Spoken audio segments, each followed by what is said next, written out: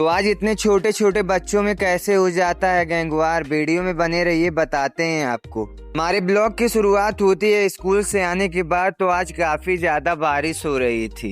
हम भीगते हुए सीधा निकल आते हैं मस्जिद में आकर नमाज अदा करते हैं। नमाज अदा करने के बाद सीधा हम निकल जाते हैं चाय की दुकान पर। यहाँ से चाय पीने के बाद घर पे आके सीधा रेडी हो जाते हैं। रेडी होने के बाद फिर हम पढ़ने लगते हैं। स्कूल का काम पूरा करने के बाद सीधा हम निकल जाते हैं पंप पर घूमने के लिए। यहाँ पर आते हैं तो कुछ चाचा लोगों के साथ कुछ देर बैठते हैं, फिर आ जाते हैं घर पर नमाज पढ़ने के लिए।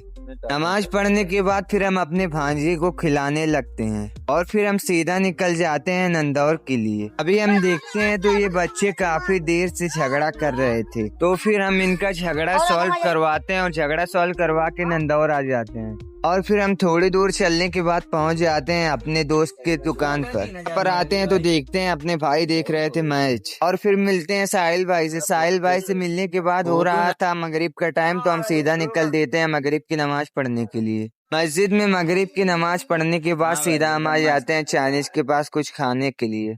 भी यही मुलाकात हो जाती है कुछ वीडियो पसंद करने वाले भाइयों से। यहाँ से खाने पीने के बाद फिर हमें मिल जाते हैं कुछ भाई लोग। इनसे मिलने के बाद फिर हम सीधा आ जाते हैं अपने दोस्त की दुकान पर। और हमें यहाँ बैठे बैठे हो गए थे 3 घंटे। हम जिसका इंतजार कर रहे थे वो आया नहीं, तो हम सीधा आ गए अपने घर पर।